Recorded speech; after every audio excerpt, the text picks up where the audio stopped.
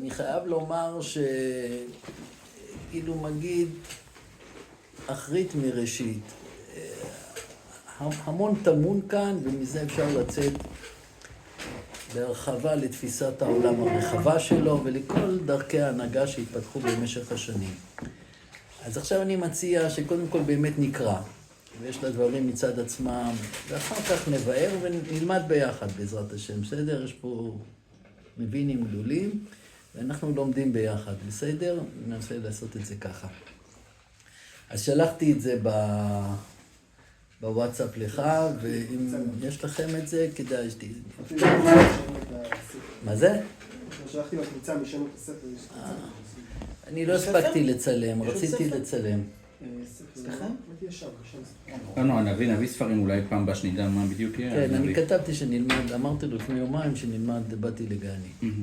לפני יום, סליחה. טוב, אני מתחיל לקרוא ברשותכם.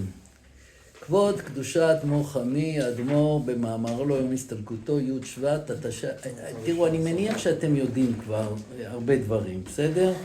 אז אני לא ארחיב בהקדמות, נכון? לא אכניס תבן לאפריים. את החידושים. בואו נראה, כן. משה רבנו רצה להכניס תבן לאפריים. אני לא גלגול של משה, ואני לא... באתי לגני אחותי קלה. והיית במדרש רבה, כן, לגן אין כתיב כאן, אלא לגנוני. אגב, אתם מבינים מה המשמעות של הביטוי גנוני? זה כאילו איחוד גם, לא? זה גינוני, לא? גינוני, כן, נכון, גינוני. הסטייל שלי. יהיו כאלה שיחשבו גנוני, אבל כתוב גני, בשביל מה צריך להוסיף עוד? המדרש פה אומר לגינוני, ובארמית, הביטוי הזה, המשמעות של הגינון, זה לא גינה, אלא חדר איחוד, חדר חופה, כן? וזה משמעותי ביותר, תזכרו את זה, כן? למקום שהיה עיקרי בתחילה, דעיקר שכינה בתחתונים הייתה. עד כאן לשונו, לשון המדרש. טוב, עכשיו הרבה, כפי שאתם יודעים, ודאי מכירים, הוא מדקדק, ולהבין דיוק הלשון עיקר שכינה, הנה בפירוש שכינה מבאר כבוד קדושת האדמו"ר הזקן. אנחנו בדרך כלל האסוציאציה הראשונית שלנו שכינה, זה ספירת מלכות, זה ייצוג של כנסת ישראל, זה כאילו או מתחת לעולם הספירות, או מזוהה עם הספירה העשירית, כן, התחתונה. והשכינה היא מין הנוכחות האלוקית שהיא מלווה את עם ישראל, כשאופנים אחרים שלה זה ביטויים שהיא נשמת כנסת ישראל. כן. טוב, לא נרחיב בזה כרגע. אז הוא אומר, מבאר האדמו"ר הזקן, שזה עכשיו חידוש, שנקרא שכינה, על שם ששוכנת ומתלבשת, מלשון ושכנתי בתוכם. עכשיו אתם ודאי יודעים שכתוב ועשו לי מקדש ושכנתי בתוכם, הפשט של הפסוק הוא פשוט, נכון? שהקדוש ברוך הוא שוכן במקדש. לא כפי הדרוש החסידי שהקדוש ברוך הוא שוכן בתוך כל אחד ואחד. כאילו, שואלים, מה זה ושכנתי בתוכם? בתוכם, ברגע שהמקדש נמצא בתוך עם ישראל, כלומר, הוא המרכז שלהם, אז הוא שוכן בתוכם. זה דרוש חז"ל או רק חסידי? זה הפשט, לא, זה הפשט של הפסוק. לא, בלב. לא, זה דרוש חז"ל, לא. זה שלו. הייתי בטוח שזה חז"ל. לא, אבל זהו, בדיוק, זה במיוחד בחב"ד, הנה, על רקע זה, אבל טוב, בואו נמשיך רגע. אבל מה שעושה הרבי, הוא אומר, על שם ששוכנת ומתלבשת, באמת, אני חייב לומר לכם, תהיו קשובים ורגישים לכל ביטוי, כי תראו, אנחנו עוסקים במה שנקרא עצמות ומהות, שזה פסגת הפסגות של האידיאל העליון הדתי של החסידות, אולי בכלל, חב"ד ודאי, ואצל הרבי זה קודש, זה תכלית כל התכליות, וזה המפץ הגדול שבאמצעותו הוא מתחיל. עכשיו, שזה מה? עצמות ומהות. עכשיו, קשה להגיד, קשה לדבר, ליבה לפומה לוגליה, יש קושי בשפה. לכן, בכל זאת מדברים, כי מדברים, שניקח למה, אבל מדברים דיבור כזה שהוא מתפתל, שהוא רוקד ומהדהד את הדבר העליון הזה שאנחנו מדברים, שלית מחשב התפיסה בכלל, כן? אבל אנחנו רוצים באמצעות השפה הדבורה להנכיח את זה, לרמז את זה, אז אנחנו גם אומרים, אבל גם לא לגמרי אומרים. אז הנה למשל כאן כתוב, כן, תראו את הלשון, על שם ששוכנת ומתלבשת, מלשון ושכנתי בתוכם. כאילו, טוב, אני יותר אבאר יותר מאוחר. שהוא ראשית התגלות אור אינסוף. יש אינסוף, אבל יש ראשית התגלות אור אינסוף. יש הבחנה בין אינסוף לאור אינסוף. עכשיו תראו, כבר עכשיו, אני לא אעריך בזה, אבל רק אני אומר, זה כבר שונה מהתפיסה הבסיסית שלנו, מה זה שכינה. שזה הכי למטה. שזה כאילו הכי למטה. והרבי אומר, בשם האדמו"ר הזקן, הוא ראשית התגלות אור אינסוף. נגיד שבחז"ל הביטוי שכינה הוא פשוט נראה כנרדף לקדוש ברוך הוא, עוד שם, כמו הגבורה, כמו המקום. בספרות הקבלה, אז השכינה זה באמת הספירה האחרונה. אני חושב ששכינה היא סוג של ביטוי לנוכחות האלוהית, להשגחה האלוהית, דימוי נקבי, כן? דימוי נקבי, שזה משהו שהוא, אמרתי שוב, שהוא מבטא גם תמצית של כנסת ישראל, אבל בעיקר היא הנכחה של האלוהות המלווה. נגיד, יש ביטוי, שמעתם ודאי על מטטרון. גם בזוהר וגם ברמב"ן מייחסים את העניין יוכי שולח מלאך, כן, לפניך, שהוא ילווה אותך, זה כאילו איזה מין יד האריכתא של הקדוש ברוך הוא ללוות, להשגיח, להיות עם. אז השכינה היא ממלאת את הפונקציה הזאת, שהיא סוג של ההנכחה של אלוקים בעולם. זה לא הוא עצמו. שוב. מה זה? בהקבלה באמת איך שהזוהר תופס בפירוש שכינה. פה הוא אומר משהו אחר. כן, אמרתי כרגע, כן. אני מפחד להרחיב, בסדר? בינתיים אני קורא נגיד. שהוא ראשית התגלות אור אינסוף. מי יצטרף אלינו? שלום וברכה, מה שמך? דוד מה? אתה מירושלמי. המקור. איפה עכשיו? טוב, ברוך הבא. יש לך מרק, יש פה דברים טובים, מרק מצוין. אתה יכול לעשות לחיים. שלום, יש פה מקום. ברוך הבא.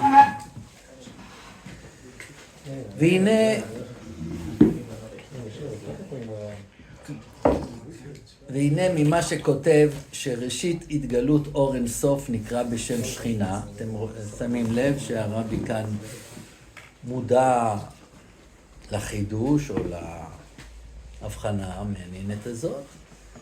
מובן מזה שעניין שכינה הוא למעלה מאצילות גם כן.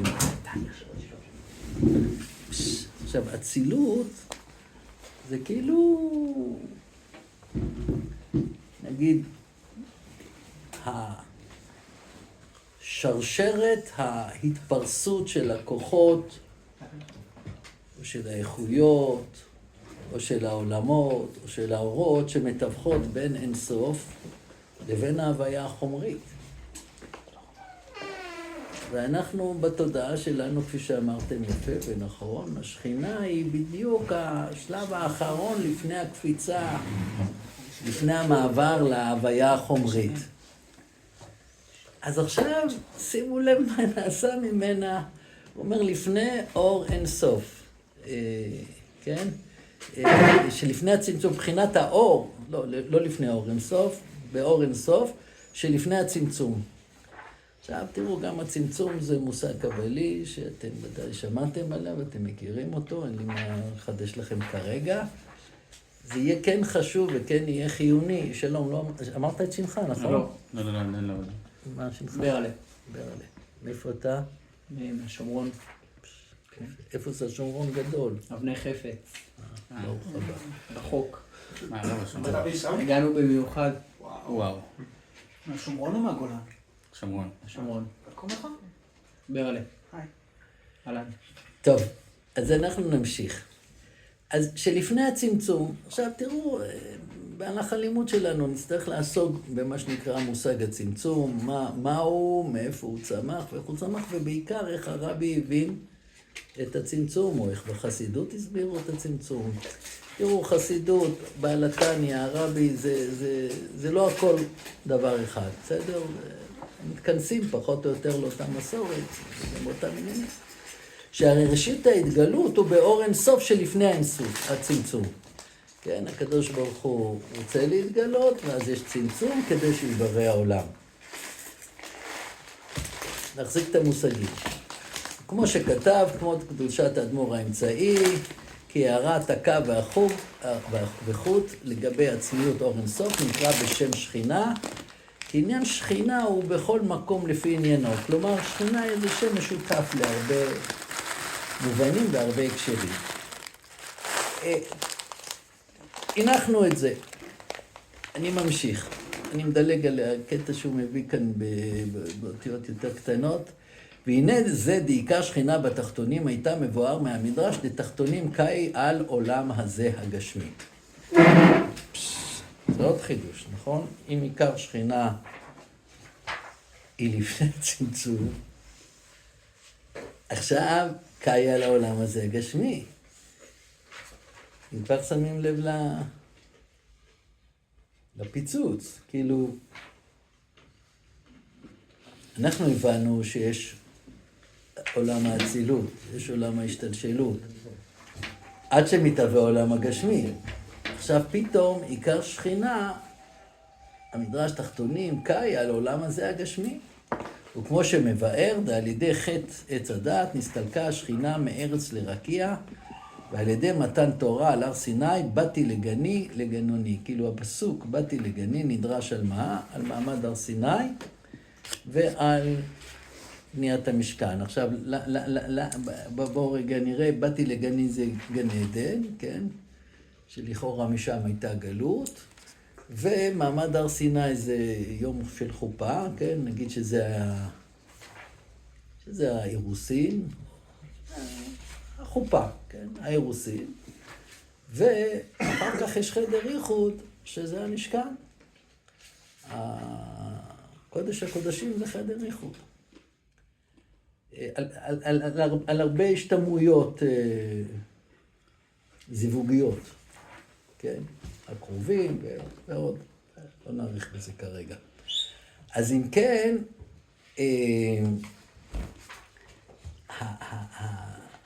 חטא עץ הדעת היה מצב שהייתה אחדות הרמונית בגן עדן, לפני חטא עץ הדעת, ולעומת זאת, עם החטא, ההרמוניה הזאת הופרה, והשכינה הסתלקה. מאיפה הסתלקה ולאן? מה אתם הכרתם והבנתם עד היום? מבית המקדש? לא, אז הרבי לא, בחטא עץ הדעת. עוד מעט אולי בהמשך גם נעסוק בחטא עץ הדעת, בהקשר הזה, אבל מה שהרבי אומר, מארץ לרקיע. מה זה מארץ לרקיע? כן. לא, בואו, הנה עכשיו זה חומר. מה הבנתם בזה עד היום? לעולם שמעל, לא יודע, מעל עולם עשייה.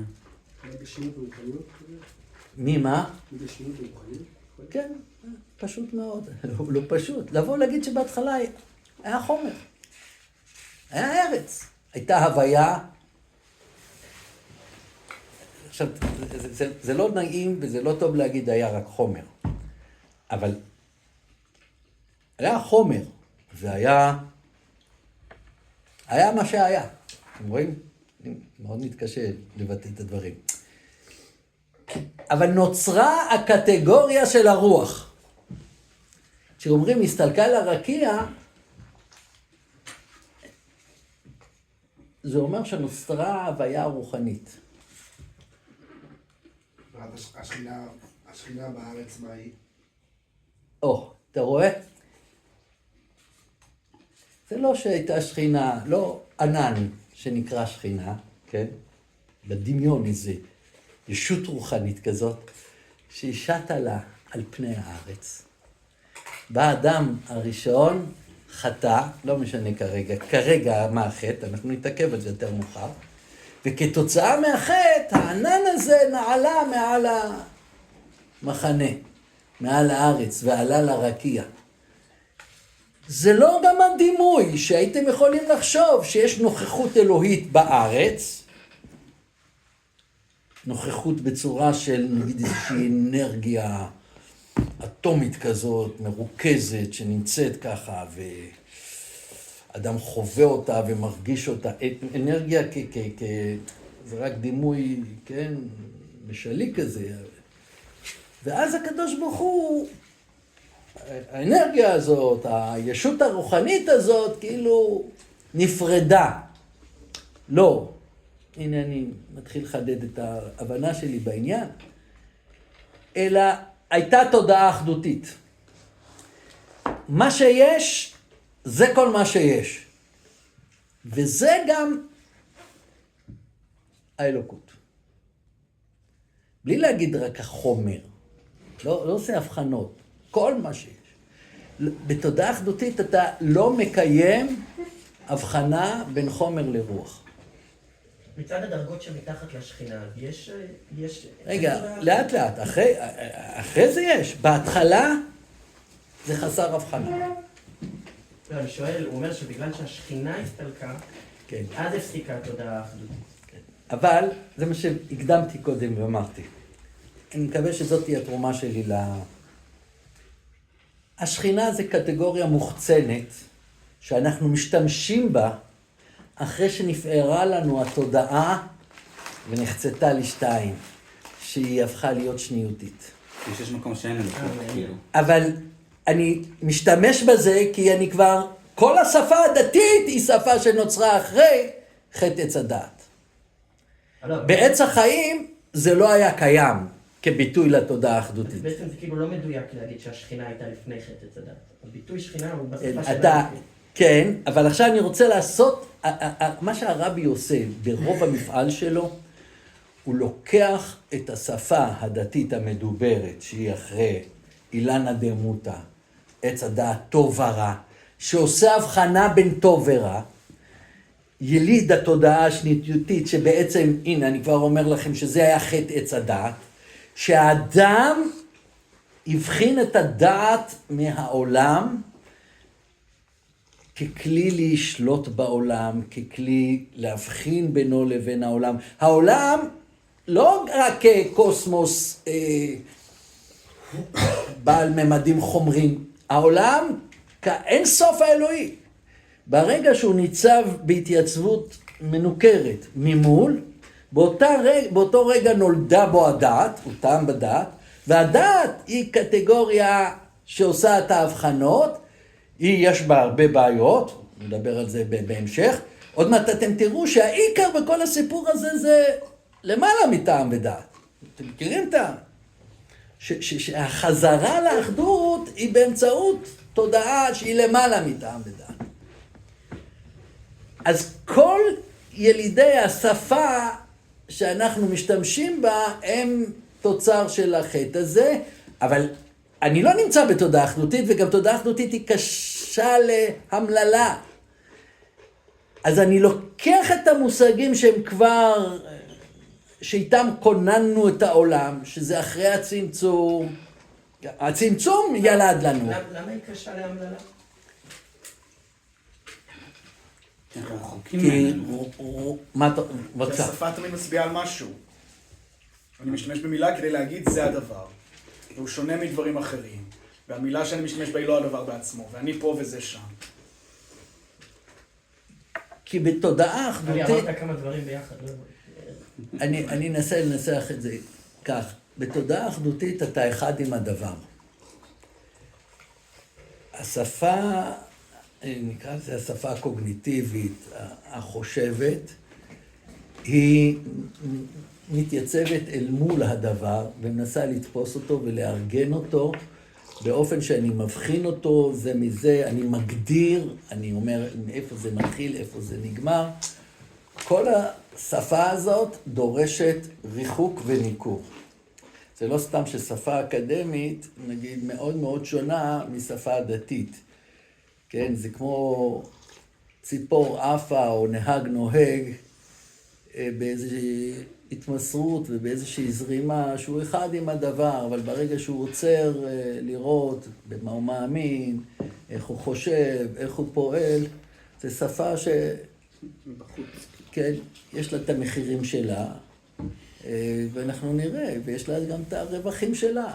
אבל לענייננו, מה שחשוב הוא שהשכינה הזאת שאנחנו מדברים עליה, אל תלכו איתה לאורך כל הדרך. במעלות הלימוד של חב"ד, או של הרבי, שהיא כאילו איזו ישות שכל הזמן עוברת ממקום למקום. לא! זה תהליכים תודעתיים. זה תהליכים תודעתיים. הבנתי, כל ההמשכות שכתוב עליהן בחסידות זה בתודעה. הכל. אין לזה... לא מגיע. זה לא...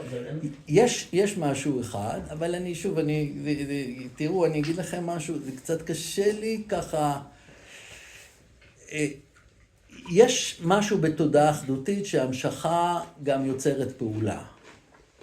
כאילו, נגיד, תחשוב טוב, יהיה טוב, כן, אתה פועל. אבל בראש ובראשונה, כל ההמשכות הן תודעתיות. אתה מעתיק את התודעה ממצב מסוים, ממצב תודעה מסוים. אם לא היה בן אדם, כל הסיפור של החסידות לא היה נכון?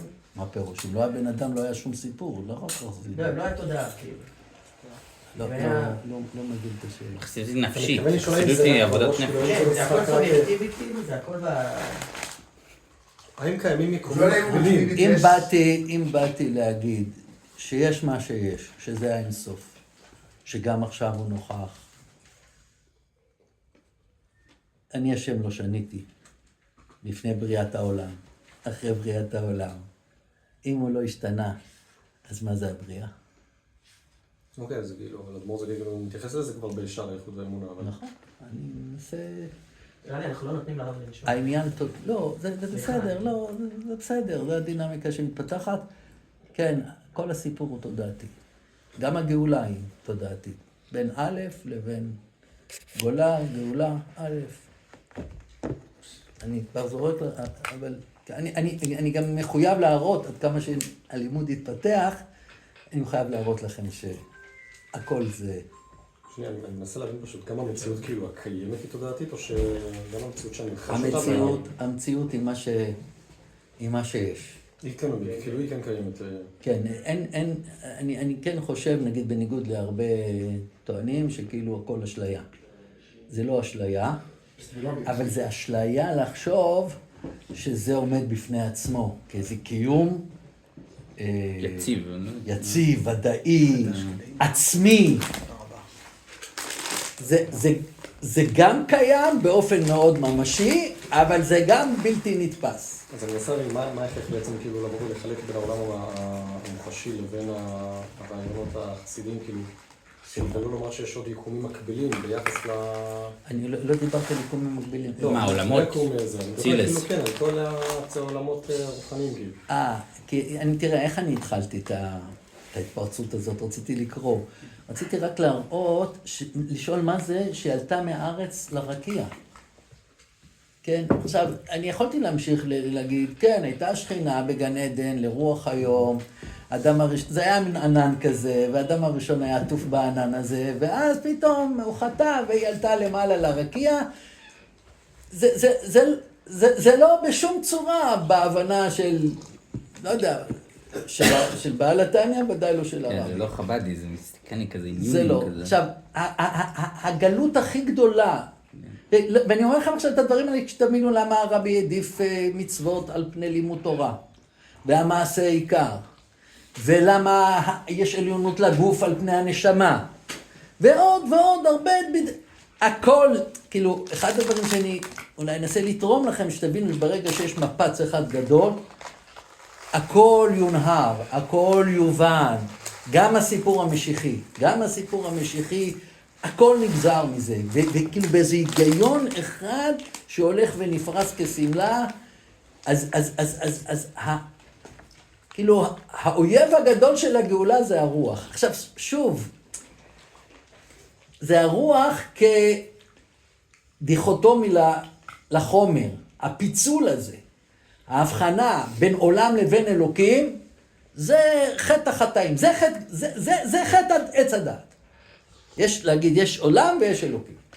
כי ברגע שאתה מתייצב מול העולם, כן, אתה מנתק את עצמך, הרי אתם מכירים אני מתחיל לדרשות, זה לא טוב, של העין שהפך לאני, כן, תודעה שמתנכרת, שמתייצבת מול, כן, ולהתייצב מול זה גם להבין את העולם, וההבנה שהיא גם אינסטרומנטלית, לשלוט בו, לכבוש אותו, שזה חוזר ומעצים את הישות האגוצנטרית, כי אתה הופך להיות אל, הופך להיות שולט, הופך את העולם לצרכיך, מה משרת אותך, טוב ורע, וזה מגביר את הרוע בעולם, וזה וכו' וכו' וכו', וזה מביא למוות וכו'.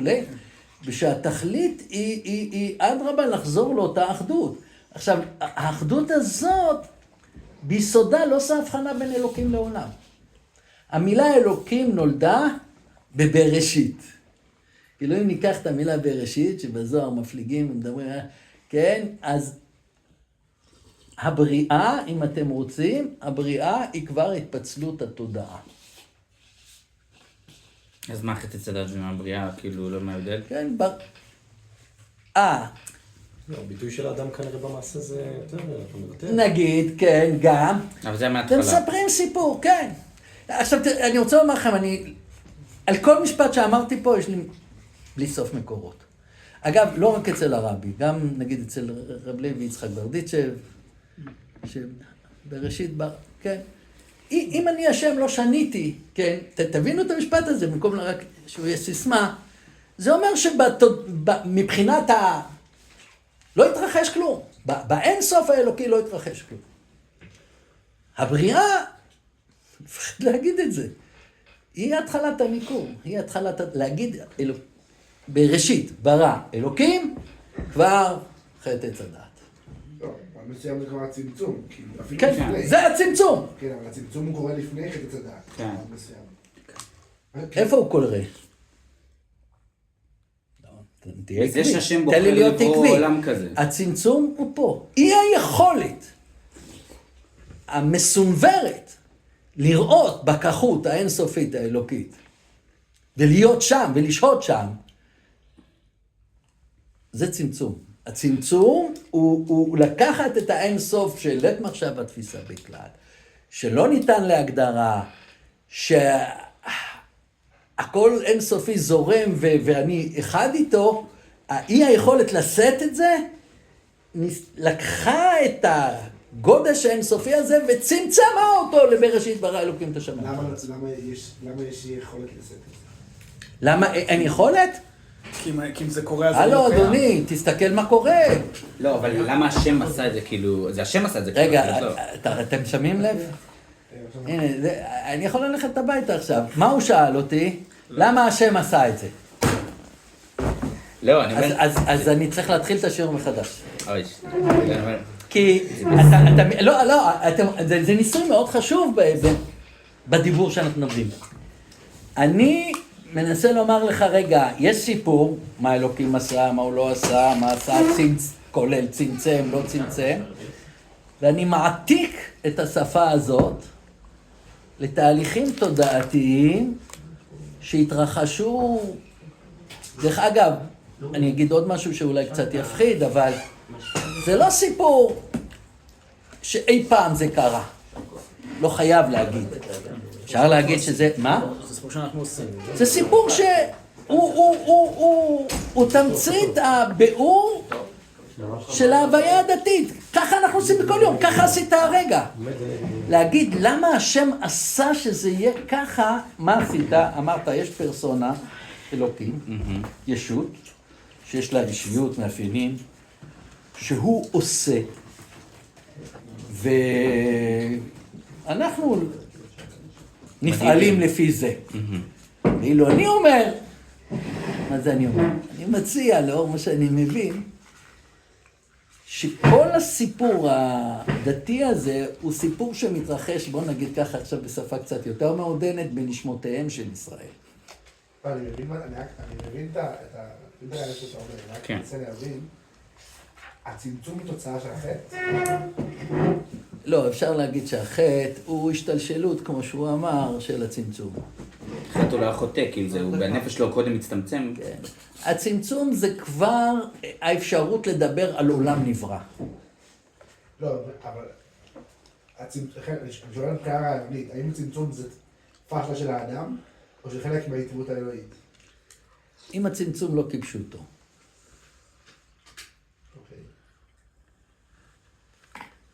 כשחב"ד מתעקשים, אתם מכירים ודאי, יש לך תלמידי הרב גינצבורג, שגם, והרבי עצמו ביאר, שאין צמצום, כן, אם הצמצום הוא לא כפשוטו, אז מה? אז מה קרה? קרה צמצום שלו כפשוטו, אבל כאילו עדיין זה... מה פירוש קרה צמצום שלו כפשוטו? שזה דמיון. שבאלוקות לא התהווה, לא, אני חוזר עוד הפעם, זה סיסמאות שאתם מכירים אותם, באלוקים לא התרחש שום דבר. מה שהיה הוא מה שהווה, הוא מה שיהיה, הוא מה, אתה מבין, הנה אין לי מה. הצמצום שלו כפשוטו זה אומר שזה תהליך בתודעה האנושית. אני אומר, הצמצום זה משהו שהוא תוצר של התודעה האנושית? כשהתודעה האנושית חרגה מההתאחדות. איך היא חרגה? מהצמצום או מהחטא? תראה, עכשיו אני רוצה להגיד מה ששחר הזכיר כאן מקודם. אנחנו לא הולכים אחורה לראשית ההיסטוריה, אם כי זה יכול להיות ביאור מה קרה בהיסטוריה של בני אדם. אבל יש פה טענה שכל אדם שנולד, ביום יום שלנו, הוא תינוק, הוא ברחם אמו, הוא אחד עם אמו. הוא נולד לעולם שלכאורה הוא יכול לגדול בו באופן, סליחה על המיתוי הזה שאני אחזור הרבה, באופן אימננטי, פנימי, אחדותי, ולא להתייצב מול העולם. נגיד משהו כמו, להבדיל אלף אלפי הבדלות, כמו בתפיסות בודהיסטיות כאלה ואחרות, לחיות בהוויה אחדותית. מה זה אומר? אני יכול להרחיב את זה בשלב יותר מאוחר.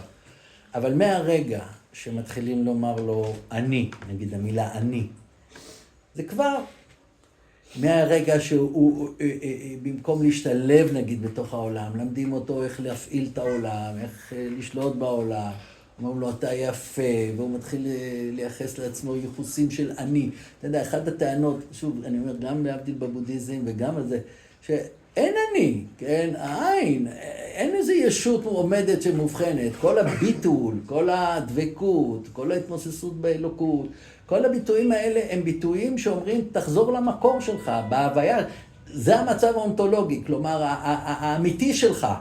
התודעה שלך מטעמיה, מצרכיה, ככה כנראה המנגנון האנושי בנוי, מה לעשות?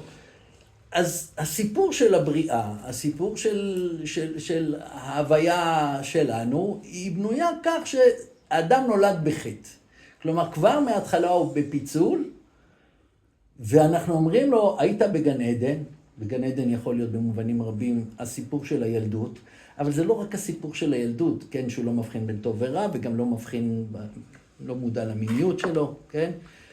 יש הרבה, אלא למצב שהוא היה אחד עם המציאות, לפני שהוא החליט לשלוט עליה, לפני שהוא החליט להתנכר לה ולהבין אותה בקטגוריות מוניות. אתה מבין? זה הסיפור שאנחנו מספרים על מצב האנושות. שחר, אם אתה רוצה לומר עוד דברים, תוסיף, אל אני תתבייש. רוצה לשאול על הפחד. הפחד שלי מלחזור לאחדות הזאת, שאני מרגיש ששם להיעלם. אז רגע, אתה עכשיו כבר נכנס... אני רק רוצה כרגע, למה שרציתי לחדש, זה, תראו, אפשר ללמוד את הרבי הרבה, ולהמשיך לדבר באותה שפה. אני למשל עכשיו חזרתי, לפני שהגעתי לפה, אני כותב עוד ספר עכשיו, ואני מביא רשימה ארוכה על העובדה שהרבי לא מקבל נס, חושב שנס זה רע, אסור לרצות נס, אסור לחפש ניסים, ואסור למצוא שהם נעשים. וכל מי שיעמוד במצב הזה שיחפש ניסים, לא משנה באיזה שלב בגאולה, הגאולה לא תהיה, לא תתרחש. מה ברוך שעשה ניסים, בכמה מקומות שרבי מפליג בעניין של נס כיבוד של ההוויה? הכל בסדר, אני רוצה לחזור על המשפטים שאמרתי. הרבי אומר, לא רק שלא יהיו ניסים. לא, הוא אומר שיש לה גאולה. שהגאולה צריכה להיות משהו טבעי. לא משהו של גאולי, זה משהו... כן. לא, יש ניסים. הרבי עשה ניסים. אני מדבר הרבה ניסים. הרבי אומר שלא יהיו ניסים, אבל זה לא רק שלא יהיו ניסים. אסור לרצות ניסים, אסור לחפש אותם, וכל מי שיסתמך עליהם יישאר בגלות. עכשיו, אני אומר לכם את זה קטגורית כרגע, יש לי רשימה ענקית של דברים שמוכיחים את זה שחור על גבי לבן. ואני גם אסביר לכם, אתם יודעים מה, במערת אגב, אני אגיד, בתודעה אחדותית אין מקום לניסים. נכון? למה לא? כי זה שינוי את מה אתה צריך לשנות. לא, אין מה לשנות, אבל אין חוקיות. בתודעה אחדותית אין... לא, רגע, לא. אתה עכשיו עושה קצת קונצים. אני אגיד לך, לא, אני אסביר לך. המושג נס הוא פריצה של חוקי הטבע. עכשיו, אל תלכו לי לנס מולבש בטבע. המושג המקורי נס זה פריצה של חוקי הטבע. רגע, למה אנחנו צריכים נס? למה אנחנו צריכים נס? למה המקרא מלא בניסים? מלכיח. זאת אומרת שהעולם הוא אלם, אין בו אלוקים, לא רואים בו אלוקים. בקושי. לא, על פניו, יש טבע. אתה מתמכר לטבע, אתה אומר, זה ככה זה, הטבע עשה את זה. כדי להגיד לך שהטבע לא פועל מצד עצמו, כי לא רואים שאלוקים פועל, רואים שחוקי הטבע פועלים. אנחנו אומרים, רגע, יש אלוקים מאחרי הטבע, יש אלוקים מאחרי הטבע, יש אלוקים מאחרי הטבע, בוא נוציא אותו מההסתר הזה, ושהוא ישנה לנו את חוקי הטבע, כדי ללמד על זה שהטבע לא פועל כשלעצמו. נכון? אני בינתיים, בסדר? כן. אבל מה תגידו על זה שאני כרגע אמרתי, שבתפיסה האחדותית, הכל אלוקים. אלוקים לא מסתתר מאחרי הטבע. אין... סליחה? לכאורה המהר"ל נחלק על זה עם הרלב"ג, לא? ספרים שלמים על התפיסה הזאת. אם העולם מושלם, אם הקדוש ברוך הוא בכלל יכול ליצור משהו שהוא לא מושלם, הקדוש ברוך הוא יוצר משהו, אז הוא צריך להיות מושלם, אז מה המקום לנס? אז הרלב"ג באמת מתעקש להגיד שאין ניסים בכלל. כן, אבל אני חושב שזה שפה אחרת, אם אני מרגיש. הרמב"ם גם חושב שאין ניסים בטבע, כן? אבל הוא לא אומר את זה מאותה הבנה שהרבי מדבר עליה. אוקיי. כי אצל הרמב"ם, במובנים רבים, אלוקים שונה מכל וכל, מאיזשהו דבר חומרי במציאות. עכשיו, הרבי, זה נכון, אמר שהוא והרמב"ם אותו דבר. זאת אומרת שהרבי הבין את הרמב"ם וקבע אותו, לכן הייתה ביניהם איזושהי זהות, גם מבחינת המפעל שלהם וגם מבחינת האישיות, שגם הרמב"ם וגם הוא מדברים על עולם אחדותי, או נגיד בעולם אימננטי, פנימי, פנתאיסטי נקרא לזה, במובן מסוים. הרמב"ם לא היה כזה, אם הרבי יסלח לי, אבל לכאורה גם הרב לא סובר שהרמב"ם היה בדיוק כזה, אלא הוא... לא, הוא אומר שמה שמתחילים ביסוד היסודות בעמוד החוכמות, שם ההתחלה היא זהה לגמרי עם תורת חב"ד, אבל אני לא רוצה להפליג יותר מדי, אני רק אומר שהשפה שבשלה הוא משתמש בזה שאין נס, היא לא באה מטעמים רציונליים. היא באה לא אמרתי על הרמב"ם, אמרתי על המהר"ל נקרא. כן, אני אומר, אצל הרבי זה בא מהמקום שאומר, לך לאתר פנוי מיני. מה, הוא יעשה נס כדי להגיד שהוא... הישות האחת שהיא מופיעה בכל, היא לא מוגבלת. אם הכל אחדותי, אז אני יכול להיות פה ואני יכול להיות בהונולולו באותה שנייה, או בתוך שנייה. אני לא חייב ללכת את הדרך, כמו בתפיסה הנפרדת. כן, אבל מה שאתה עושה עכשיו, לכן אמרתי שזה קצת... אתה אומר זה פתוח. כן. כן, אבל הפתיחות הזאת היא דיפוזית, היא לא... כשאנחנו מדברים על נס, אנחנו אומרים, יש ישות בעלת רצון, יש ישות שיש לה דימויים פרסונליים, כן. משה רבנו עכשיו מזמין להכות את מצרים ויפתח. לא, אז נס כזה אני מסכים. אז אני על זה מדבר. אז על זה אני מדבר. אז על זה אני מדבר. אבל ראובן, אפשר רק לא להשתתף להמשיך לזה, שלא נתחזק בזה יותר מדי. אמרתי שאנחנו מסוגלים. רק סתם מעניין אותי עניין אחד, זה זה קצת... ממש מעניין. יש משהו לא משכנע בגוף, נראה לי, התפיסה האחדותית הזאת, שכאילו, הוא אומר, אוי ואבוי אם אתה לא תהיה בתפיסה האחדותית, כי אתה לא במקום שלך וכל זה, ואם באמת הכל אלוקות באמת, אז זה לא מפחיד אותי שהוא לא יהיה בתפיסה אחדותית, כי גם זה הכל אלוקות. אתה יכול להגיד אם ככה, אם הכל אחדותי, למה אנחנו שומרים תורה ומצוות, למה אנחנו בכלל מדברים? לפי זה, לפי התפיסה הזאת של אז תזכור את השאלה הזאת, אני אגיד לך במשפט אחד, אני אגיד לך במשפט אחד. בהבנה, תראו, אני חייב לומר באמת, אני אגיד ככה, גם להסביר את העולם במונחים של הרמב"ם, שהוא לא כמו... זה קצת מפריע לי. גם להסביר את ה... תודעה אחדותית, רגע, אפשר? שנייה. גם להסביר את המציאות במונחים של הרמב"ם, כאיזו הפרדה טוטלית של העולם מאלוקים. וגם להסביר במונחים של הרבי ודומיו, נקרא לזה, שיש אחדות מלאה, יש כל כך, זה לא לוגי, זה לא יעמוד בשום היגיון שאנחנו נרצה להעמיד אותו רציונלית. אבל מה לעשות? אני אנסח את זה ככה. המושג אלוקים והמושג עולם הם מושגים סותרים. הם מוציאים זה את זה. אי אפשר, קשה ליישב אותם ביחד רציונלית, זה רבי נחמן אומר בתורה ס"ד. אי אפשר. אבל מה לעשות? יש עולם. ומה לעשות בשבילנו גם יש אלוקים. עכשיו אנחנו צריכים ליישב את מערכת היחסים ביניהם. אז יש כאלה שלקחו את הקוטב האחד על הבעייתיות שבו, ויש כאלה שלקחו את הקוטב האחר על הבעייתיות שבו.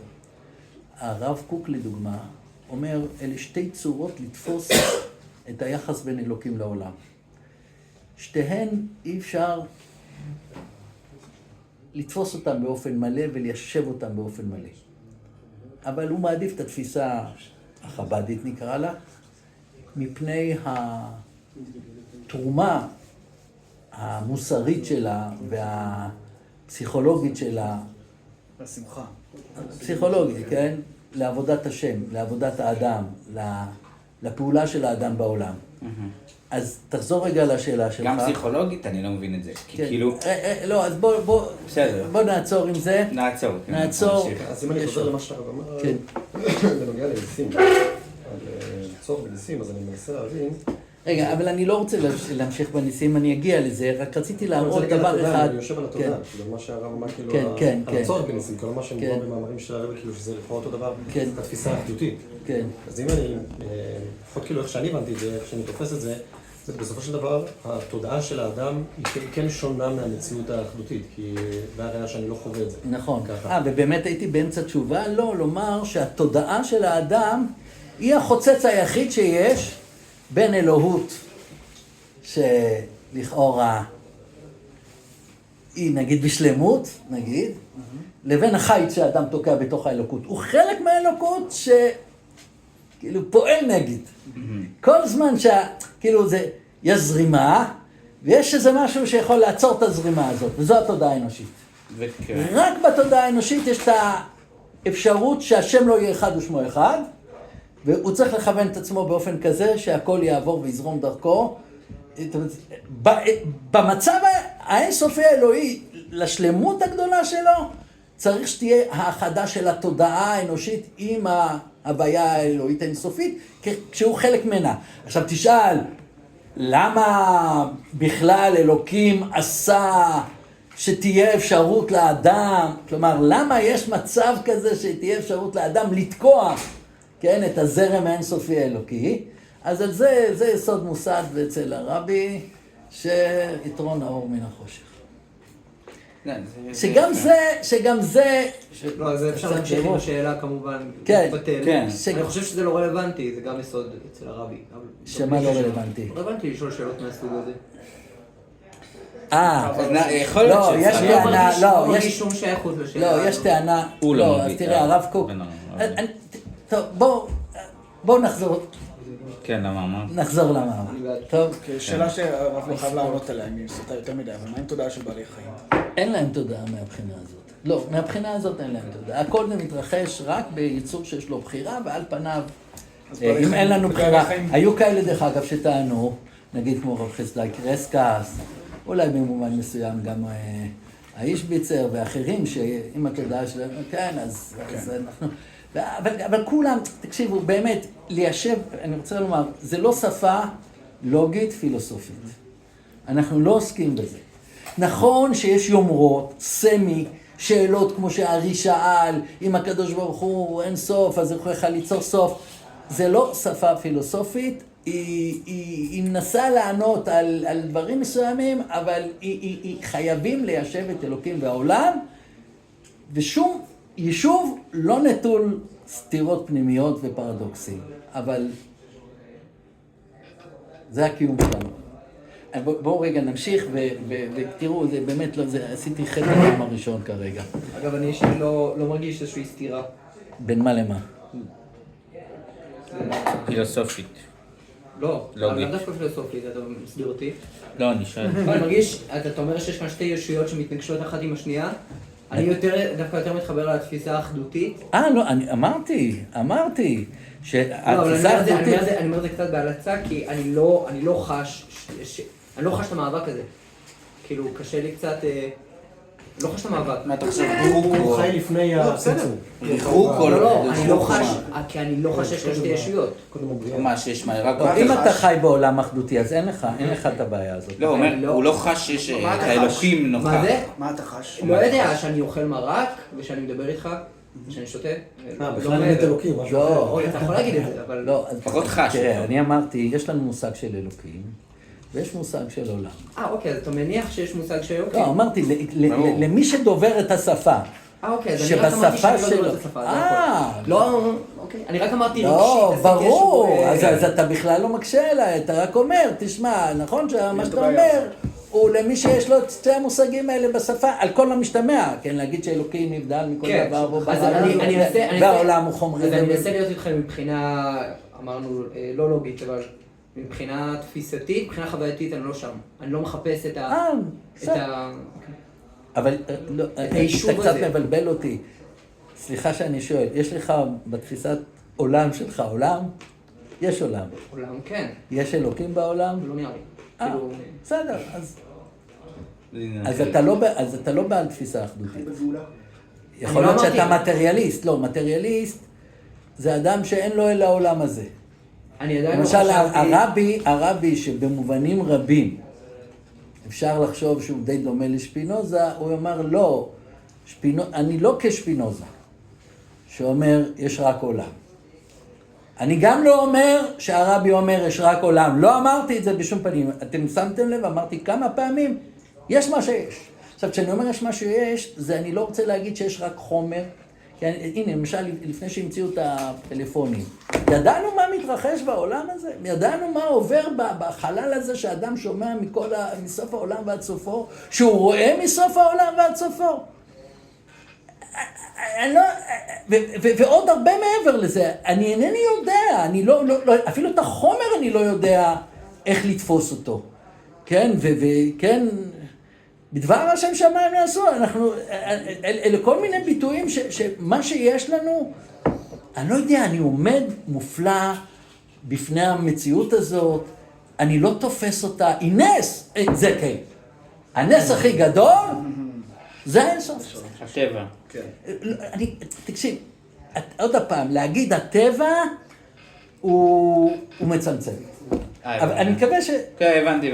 אבל בוא, באמת עכשיו. יאללה, עוד טיפה. הנה, והנה זה עיקר שכינה בתחתונים הייתה. מבואר מהמדרש דתחתונים קאי על העולם הזה הגשמי. וכמו שבואר על ידי חטא עץ הזית, הסתלקה שכינה מארץ לרקיע, ועל ידי מתן תורה על הר סיני באתי לגני. כלומר, מה היה במעמד הר סיני? עכשיו זה מאוד מאוד חשוב.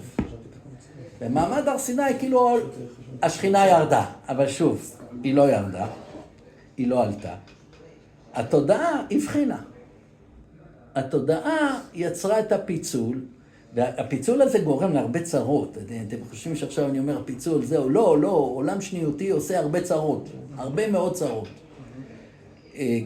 גם צרות רוחניות נקרא לזה, תרבותיות, אבל גם הרבה השלכות על המוסר. הסיפור האחדותי אצל הרבי בחסידות הוא ניסיון לעקור את שורש הרע בעולם, את הרוע האנושי.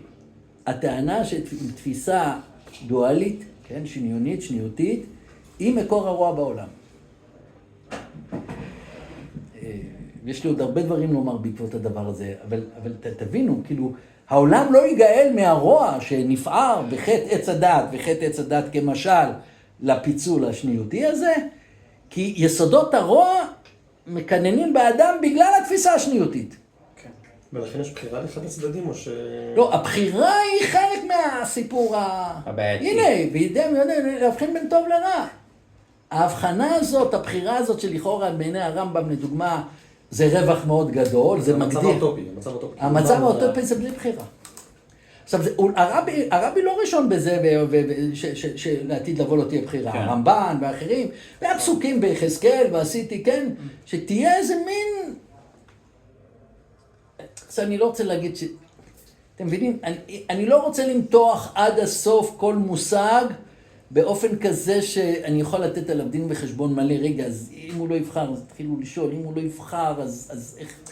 אבל זה כאילו, זה יהיה עולם עם מעט מאוד בחירה, לצורך העניין. אדם יעשה את הטוב, כי הוא טוב בלי... זה כמו שאני, אין לי בחירה, בינתיים אין לי בחירה אם לרצוח מישהו. כרגע אין לי בחירה, לא יודע, אין לי בחירה להכניס את היד לאש. כרגע, אני מתנהל... יהיה עולם כזה שהטוב והרע וההבנה איך צריך לחיות בעולם, יעשה באופן אוטונומי. ויש הרבה פסוקים, כן, ביחזקאל ועשיתי, כן, כן, שתעשו את המצוות באופן טבעי. אז זו שאלה. כן, בבקשה. יש הסתכלות שהיא ממש הפוכה, שהיא תגיד שהתפיסה האחדותית מובילה לחוסר מוסריות. כי אם אני ואתה אותו דבר, אז מה אכפת לי? אני אקח אותך אליי. שחר, תקשיב, אני מבין אותך טוב, אני חושב שאני מבין.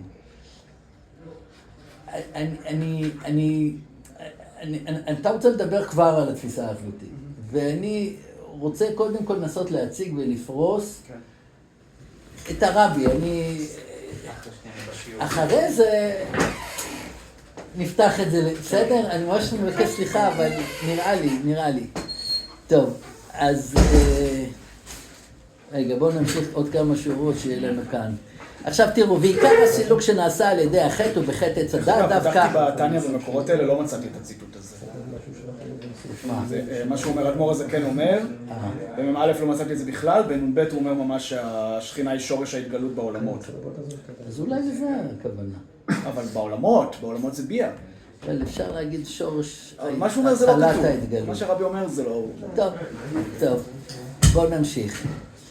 וכמו שבעניין החטא, הרי עיקר החטאים היה חטא עץ הדעת, שהרי על ידי חטא עץ הדעת היה נתינת מקום לשאר החטאים.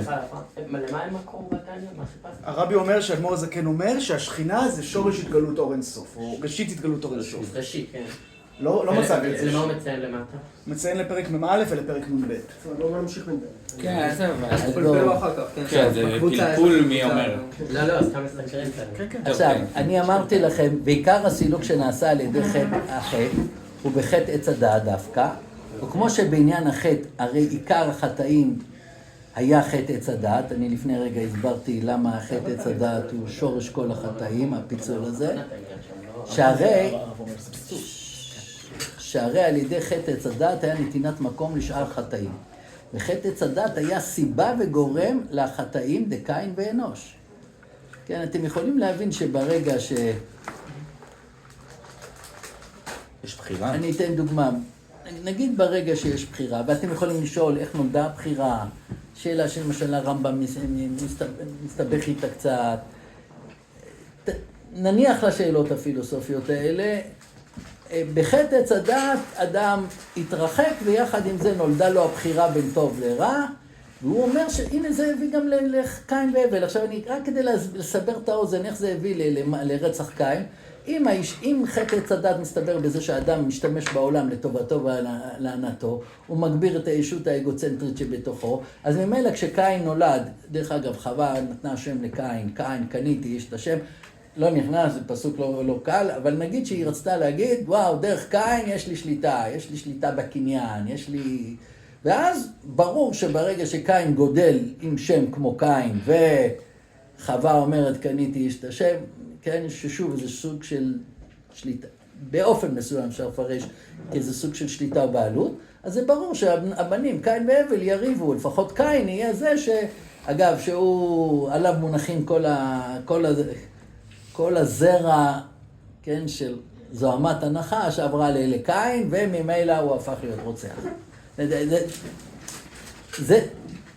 זה בעיני הרבי, ולא רק בעיני הרבי, הוא שייך למסורת הזאת, שהתודעה של ניתוק מהאלוקות, ופיצול בהוויה האחדותית הזאת, והתייצבות לעומתית, מתוך תפיסה של שליטה, הבאה, ניכור, היא גם מביאה בסופו של דבר לעוולות המוסריות, כמו שאמרתי. בסדר? אני ממשיך. לשני, כאילו, אז שלבן אדם לא יש שליטה על שום דבר, כאילו זה שאיפה, כאילו בסוף, לא הבנתי. שהוא יחיה בעולם, לא מתוך רכושנות, לא מתוך השתלטות על דברים כדי להעצים את הקיום. לזרום. אבל אני יכול להעריך בזה במחילה באמת, רק זה תוקע אותי כל דבר. סליחה. יהיה מקום. טוב, כשם שעיקר שכינה בתחתונים ובעולם הזה דווקא, אתם רואים? בעיקר, הנה כמו כן הוא גם בסילוק. בעיקר הסילוק הוא מה שנסתלקה מהארץ דווקא. כאילו, אם לא הבנתם את כל מה שאמרתי עד עכשיו, אז הרבי חוזר ואומר, תבינו, זה סילוק מהארץ, שזה נעשה על ידי חטא עץ הדעת. שעל ידי זה נסתלקה השכינה מארץ הרקיע, ושוב אני חוזר ואומר שתבינו את זה כביטויים מטאפוריים. כן, זה כמו שנגיד הרמב"ם מבין איך התורה כותבת בשפה מענישה, כן? וזהו גם כן הטעם שאינו מצרף חטא עץ הדעת עם החטאים דקין ואנוש, וחושב זה בפני עצמו. כלומר, הוא אומר, תראו, יש שורש לכל הבעייתיות של החברה האנושית, וזה חטא עץ הדעת. אגב, אני חושב שהרבי, אני עושה איזה דילוג ככה, אבל כן זורק לכם זקים, שהרבי חשב שהשואה התרחשה בגלל הדבר הזה, וזה היה אחת הסיבות לתהליך המשיחי שהוא רצה להוביל. צריך לזכור את החטא הזה. כל זמן שהמציאות לא תהיה מתוקנת מחטא עץ הדעת, כפי שהחסידות וכפי שחב"ד מפרשים אותה, תהיה רעת האדם. זה אגב הסיבה שהוא התחיל גם בין השאר במצוות בני נוח וכדומה. טוב, אז אני רק... לפי שבחטאים דקין ואנוש נסתלקה השכינה מרקיע לרקיע, מה שאין כן בחטא עץ הדעת. עכשיו שימו לב, מה הוא אומר? תראה, גלתה 7 גלויות, נכון? 7 גלויות זה כאילו הידרדרות עקיבה ונגזרת משלב לשלב, אבל יש הבדל בין 6 הגלויות לגלות הראשונה, נכון? למה יש הבדל? כי כל החטאים האחרים הם רק כמותיים, הם רק השתלשלות התפתחותית. העיקר במפץ הגדול היה בניתוק של התודעה, ולכן העיקר בגאולה זה יהיה זה, ומי שעושה את זה הוא המשיח, הוא הגואל. אז הנה משה רבנו עשה את זה על הר סיני. אגב, אני כבר גם מרמז לכם, לא עשה את זה כל כך מוצלח. לא יכול להיות שהרבא לא עשה את זה מוצלח. לא רבא. זה הרמז, לא, זה הרמז, נראה לי... לא, הרבא בא לתקן את זה. לא, חשבתי שזה הרמז. לא, הרבא הוא מהדורה 2 של העניין. מה בעצם היה הבעיה בעצם? מה הייתה הבעיה? נו תגידו אתם.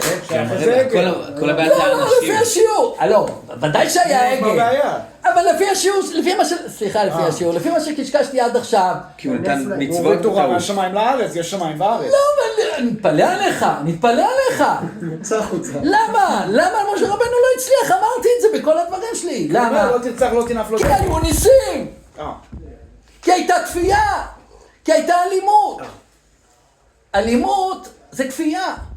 למה יש אלימות? כי לא פוגשים את הקדוש ברוך הוא בפני עצמו. אמנם, פנים. נס, עכשיו נס זה לא אני אומר, זה אומר רבא, מכאן מודעה רבא לאורייתא, נכון? במסכת שבת, נכון? זה כפה עליהם הרגגית. מה זה הכפייה הזאת? למה זה אלים? למה זה אלים? כי זה ביטול הבחירה. זה מבחוץ. מה שאתה אומר, זה הכרעה של האדם מכל יכולת של הקדוש ברוך הוא באמצעות שידוד מערכות שהן לא מפגישות את האדם עם המהות האינסופית האלוקית. כי הנס יצר להם בבת אחת הבנה שיש אלוקים, אבל יש אלוקים שהוא לא חלק מהעולם, אלא הוא נפרד מהעולם, וזה לא תודעה גואלת, זה עדיין לא הסיר את שורש הרע, אז אין בעיה, אחר כך ללכת לעשות חטא צלדה, את העגל. ולכן כל האהבה של הרבי, כל הסיפור שהמשיח לא יכפה, הרי כתוב ויחוף כל ישראל, נכון? אתם עדיין מכירים שהרבי מחק את הסיפור הזה, לא מחק, הוא עוד הפעם עשה לנו בירור. אפילו את זה הוא שלל מאיתנו. לא, בתפיסה לא, הזאת. הוא אמר שיחוף זה אין הכוונה שיחוף, אלא שידבר בנחת, שיחוף את היצר. כן. למרות שברמב"ם זה מפורש שצריך לכפות. אי אפשר לכפות, אתה כופה אין גאולה. אין תודעה שמזדהה ואוהבת. אתה לא יכול להגיד אני מאמין כי אני מפחד, או אני מאמין כי יש ניסים. מה? זה מה שהתכוונת? לא, אני חושב שזה בהמשך, כאילו, זה פשוט יושב עם התפיסה החזית של כפה למר כגיגית, כפייה. כן, לא, אני אומר, אני מחזק. לכן מה חג החגים של הרבי? מה חג החגים? יד כיסלב. לא, מה התכוונת? החגים של התורה הקדומה, אני לא מדבר מהתורה החדשה. מה חג החגים? אצל הרבי, מה החג שהוא המודל של הגאולה? לא יודע. אבל כשאני שואל, אתה לא צריך ללכת נחש מה כתוב בספרים, אתה צריך פשוט לעשות אחד ועוד אחד מהשיעור שאמרתי. לא, מהשיעור שאמרתי. השיעור זה פורים. פורים, נכון. אומר הרבי, יציאת מצרים זה היה בהתחלה של השנה, זה בניסן. זה כשהיינו צעירים. שעוד לא היינו מאורגנים. לא, אני יכול להקריא לכם, אתם רוצים שאני אקריא לכם את מה שהוא אומר? אני לא רוצה לחרוג יותר מדי, אבל סוף השנה אדר, זה השלב של הבגרות, והבגרות, הבשלות הדתית שלנו הרוחנית. בפורים ראינו את אלוקים, יוצא מאיזשהו ורוחות, שום דבר. זה כאילו קבלה, אני רוצה להגיד שזה וקיבל היהודים, כאילו שהרבי כאילו גם זה.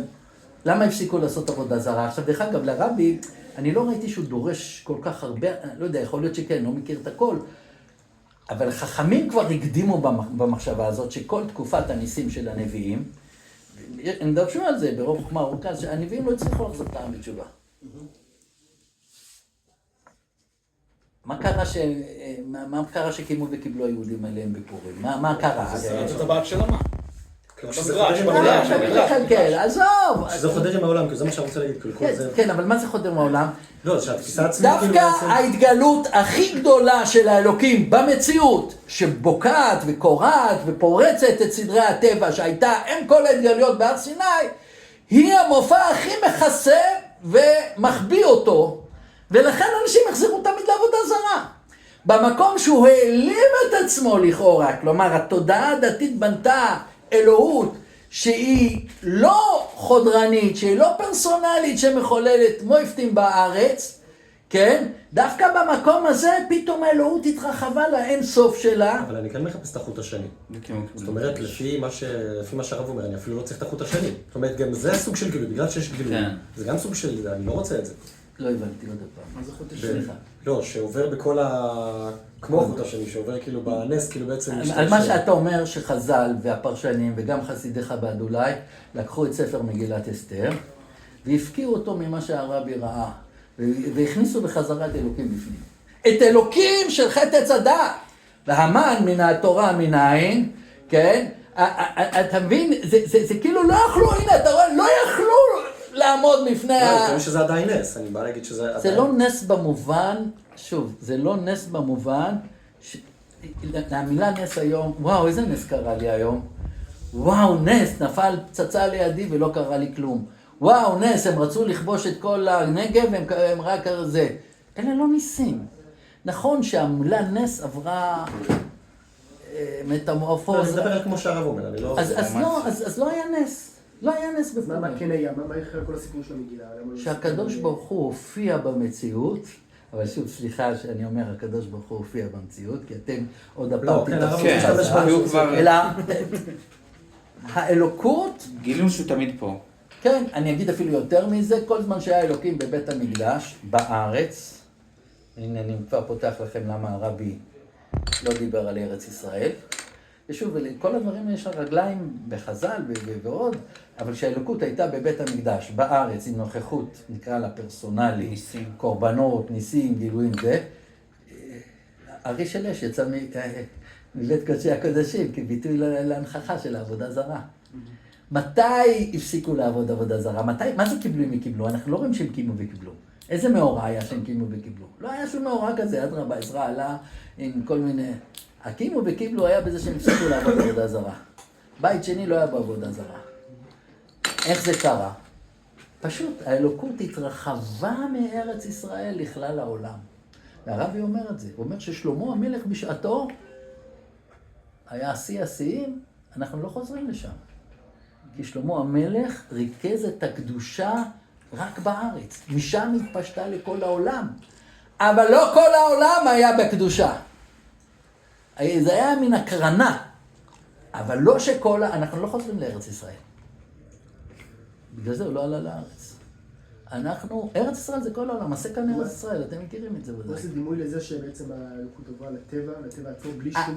לא, האלוקות... מה זה ארץ ישראל מסמלת? ארץ ישראל הייתה ניסיון בשפת עץ הדעת, הייתה לנסות לרכז את הקדושה למקום אחד. סיכה על מפת העולם. מה רק הכוונה זה צמצום האלוקות, זה מה? ממש מצוי אצל הרבה ארץ ישראל. לית אתר פנוי מיני. אין מקום פנוי, אין גבוה ואין נמוך. הכל, אתה אחרי זה עושה חלוקות באלוקות, כן, סליחה. סתם, מה שאני קורא, מה שאני שומע, מתי יהיה מותר לאכול חזיר? כאילו, אם אין משמעות ליצר, אין משמעות להיות יהודי, לא, מחילה, לא אמרתי שאין משמעות. אני לא כאילו... לא אמרתי בשום רגע ובשום מילה שאין משמעות, לא. מי שאומר את הדיבורים שאני מדבר זה היהודים. התודעה הזאת היא התודעה היהודית. רגע, אבל הרב אומר שאין משמעות היום לעצם, בגלל זה הרבי... לא. אני מסברתי למה הרבי שדיבר על גאולה, הוא ניסה לפרוץ, חריגה קצת, הוא ניסה לפרוץ את המחשבה הציונית. למה הוא לא הזדהה גם עם התפיסה הציונית? שהגאולה שלנו היא בשיבה לארץ ישראל. אנחנו לא חוזרים אחורה. היינו כבר בארץ. אוקיי. אבל היינו עוד בתפוצת הילדות שלנו, שאלוקים היה רק אלוהי הארץ. יצאנו לגלות, אצל הרבי יצאנו לגלות זה לא כללה. נכון. יצאנו לכבוש את העולם. יצאנו, באיזה מובן לכבוש את העולם? להרחיב את מושג האלוקות, הלוקלי, המקומי, הלאומי, המצומצם בכותלי בית המקדש, לנסות להרחיב אותו לכל העולם. יצאנו לגאול את התפיסה האחדותית הזאת. איך אנחנו עושים? באמצעות זה שהתפזרנו. יש לו מאמר שלם של צדקה עשה הקדוש ברוך הוא שפיזר אותם בין העמים. הבשורה הזאת היא כדי לבזר את הקדושה, להרחיב אותה, להגיע עד לכדור החצי התחתון, ולעשות את הכל לקדושת ארץ ישראל. והוא מסתמך עתיד ארץ ישראל שתתרחב וכו' וכו'. אז מהבחינה הזאת אנחנו מתקדמים. גם אלוקים הוא לא רק אלוקי הארץ, בגלל זה אנחנו גם הפסקנו לעבוד עבודה זרה, כי כל זמן שהיה לנו אל מקומי, וככה זה מצטייר במקרא, שאלוקים הוא, הנה 10 השבטים הלכו, דרך אגב, למה 10 השבטים אינם? כי הם עוד היו פרי המחשבה שיש אלוקים בארץ, הם הלכו לארץ אחרת, וגם ספר מלכים אומר שהביאו לכאן אלוהי הארץ. מה קורה עם 10 השבטים? הם מחוץ לארץ, כל אדם מחוץ לארץ, זה מקים שאין לנו, אלוקים לא נמצא שם. זה בשפה המקראית או החז"לית, עד חב"ד, לא, האלוקות מלוא כל הארץ כבודו. אנחנו היינו בשלבים שעברנו מהצמצום ואנחנו מתפתחים, ההיסטוריה מתקדמת, האלוקות לפי נגיד בשפה של הרב קוק משתלמת, כלומר, אנחנו כנוטלים חלק באלוקות, הולכים ומאחדים את השם אחד ושמו אחד. ההיסטוריה כפי שהתרחשה מחטא עץ הדעת, היא ההפרדה בין השם אחד ושמו אחד. זה רמח"ל גם אומר את זה, ועוד אחרים. עכשיו, אבל ההיסטוריה היא לא לחינם. למה הרבי חשב שהוא במובנים מסוימים יותר ממשה? א', הוא מזדהה גם עם דמותו של המשיח, פתחו יותר ממשה. הרמב"ם אמר שהמשיח לא יותר ממשה, אבל הרבי... מפני ש... מה אמרת יפה מאוד? יש התפתחות. יש התפתחות, אנחנו לא חוזרים אחורה, ההיסטוריה לא לבטלה. התודעה מתרחבת, הכיבוש זה גם ההבנה שהמושג האלוהי מתרחב, אבל הוא גם בעולמות, במציאות, בפיזית. אנחנו מרחיבים את ארץ ישראל לכל העולם. ולכן, בין השאר, הוא לא יעלה לארץ, כי הוא בחידוש, כן? זה כמו שהוא מעדיף את החידוש, לא משנה, כן? כמו שהוא יגיד שהגוף עדיף על הנפש. זה לא... זה כדי להגיד מה החידוש. החידוש הוא שהגוף הוא יותר ממשי מהרוח, כי הרוח הוא כבר... נגיד זה שאנחנו עושים הבחנה בין קודש לחול. אין אצל הרבי הבחנה בין קודש לחול. עכשיו תראו, אתם יכולים לבוא להגיד ממקום שאנחנו כאן כרגע וזה, רגע, אז מה יהיה, מה יהיה? לאט אפשר רק לדבר על הדברים ולהבין שיהיה עולם אחר, תהיה שפה אחרת. מה עם המצוות, לדוגמה? אז נגיד, הרבי מטפל בזה שהמצוות השתנו. עכשיו, יש לו בעיה, הרמב"ם אמר שהמצוות לא השתנו. אז צריך לעבוד עם זה. הוא עובד עם זה. לאט לאט, שלב אחר שלב. אני מראה את זה בתוך הפרשה, זה לא ספר, אני מראה, לא, זה נמצא בספר הזה, בפרק ד'. מי היה הסמכות הכי גבוהה אצל הרבי? מי הסמכות שאסור לזוז ממנה? מה, בתור דמות מעליו? כן. לא היה. לא, אתה אומר שהרבי ניסה להוזיז קצת מהרמב"ם, להוזיז קצת כאילו הלך באיזשהו קו. מי הנחה אותו? מי היה? מה? תראה, הוא בא ממסורת חב"דית והוא היה נאמן לה. אבל אני עכשיו מתחיל לדבר עליו, זה קצת מפריע לי. לא, באמת, אני רוצה את זה, האמת היא שאני מת לענות על השאלה הזאת, רק שתבין. אבל אני מרגיש שאנחנו... אני איתך. זה כמו הולך רכיל מגיע לסוד. לא, כי תראה, באמת, אני אגיד לך משהו. אני גדלתי, לפני שהתחלתי להתעסק עמוקות עם הרבי, בין האנשים שהחרימו את הרבי בצורה לא נורמלית על מה שהוא עושה. רגע, כאילו, באיזה חוג? נגיד ליבוביץ' מכאן, והרב שך מכאן, והרב עובדיה מכאן, ובציונות הדתית מכאן. הסיפור המשיחי של הרבי מצד אחד, וגם הסיפור המתנשא של כאילו רק חב"ד ורק הרבי, ואין עוד מלבדם, גרם להרבה אנשים להבין, אומנם אהבו את הדמות וכו' וכו', אבל לאן הוא לוקח את העולם? לאן הוא לוקח? תראו, באמת במובנים רבים, הפיצוץ שיש היום בחב"ד, כל אלה שטוענים למשיחיותו לא שמים לב שחסידיו של המשיח לא מבינים את מה שהוא אמר, והם חלוקים ביניהם, ואין אחדות ביניהם, ודאי לא תודעה אחדותית. והם ירבים אפילו, הייתי אומר, במובנים סמרים. מה קרה פה? עכשיו, זה דורש עדינות. אז אני באמת, אני מפחד אפילו ככה לזרוק. זה צריך ללוות את הדמות עם המתחים הפנימיים, עם האתגרים הגדולים שהוא שם לעצמו. אבל הרב אומר שהוא חווה את התהליך של השתנות, כאילו? חווה את הרבי אחרת היום? סתם נשמע. אני חושב שהרבי לא תכנן להיות רבי, אם אתה שואל. אני חושב שהיו כמה דברים שכן השפיעו על התודעה שלו במהלך הזה, אבל זה עכשיו שימו לב, אלה לא דברים יש לי איזה מקורות. פה אני רק מנחש שכתוצאה מהעובדה שהוא הכשיר את עצמו להיות מהנדס מכונות, והוא עבד בזה, אבל הייתה שואה, והשואה הייתה מאוד מאוד משמעותית בשבילו. כן, אני חושב שהוא שאל את אלוקים, מה עושים עם השואה? ועכשיו, מהקצת מקורות שיש לי, לנתח את מה שהוא אמר על השואה, הוא אמר את המשפט הבא, אי אפשר להמשיך להאמין באותו אלוקים שהאמינו בו לפני השואה, כמו אחרי השואה. מה? ככה רבי אמר. כן. עכשיו תגידו לי איפה הוא אמר את המשפט הזה. מה המשפט המפספסתי?